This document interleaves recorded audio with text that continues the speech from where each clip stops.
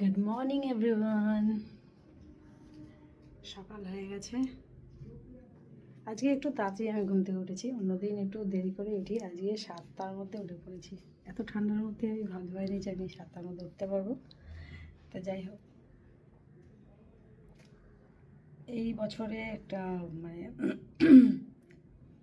resolution নিয়েছি যে সকাল সকাল ঘুম থেকে উঠে ঠিকমতো প্রপার ওয়েতে এক্সারসাইজ করব, শরীর ঠিক রাখবো, ফ্যামিলিকে আরও যত্ন করব